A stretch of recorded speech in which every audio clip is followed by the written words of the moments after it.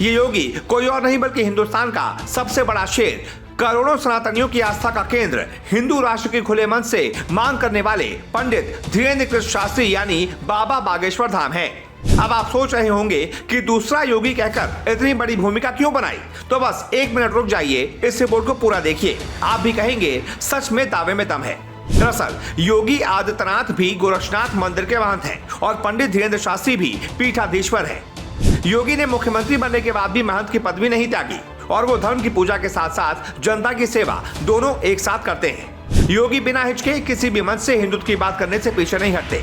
पंडित धीरेन्द्र कृष्ण शास्त्री भी सनातन और हिंदुत्व की ललकार हर मंच से भरते हैं और फिलहाल मध्य प्रदेश में जिस तरह से हिंदुत्व की राजनीति चल रही है, उस हिसाब से पंडित धीरेन्द्र कृष्ण शास्त्री बीजेपी के लिए दूसरे योगी साबित हो सकते हैं। बीजेपी हमेशा से हिंदुत्व की राह पर चलती रही है, उसके नेता भी हिंदू राष्ट्र बनाने की समय पर मांग करते रहे हैं और ऐसे में धीरेन्द्र कृष्ण शास्त्री जिस तरह से बयान देते रहते हैं, खुले मन से लव जिहाद हो या फिर धर्म परिवर्तन साफ साफ बोलते हैं, उसे देखकर ये तो साफ है कि आने वाला वक्त उन्हीं का है। और इसमें कोई दो राय नहीं कि बीजेपी धीरेन्द्र कृष्ण शास्त्री को कभी भी राजनीति में उतार सकती है। धीरेन्द्र शास्त्री का जलवा सिर्फ मध्य प्रदेश में ही नहीं बल्कि पूरे देश में उनका डंका बजता है।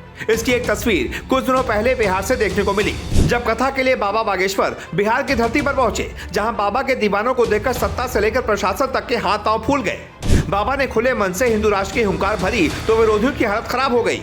बीजेपी को भी ऐसे नेताओं की तलाश रहती है जो डायरेक्ट हिंदुत्व की बात करते हैं और उनके चाहने वाले लाखों में हैं। और ये सारे गुण पंडित धीरेन्द्र कृष्ण शास्त्री में बीजेपी को मिल जाते हैं।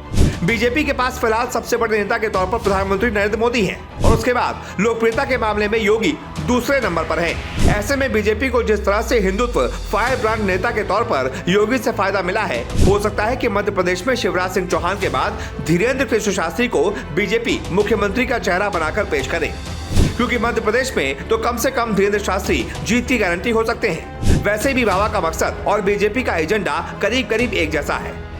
यूपी में जिस तरह से एक महंत प्रदेश की सरकार चला रहे हैं, हो सकता है कि मध्य प्रदेश में भी शिवराज सिंह चौहान के बाद एक महंत ही प्रदेश की कमान संभाले।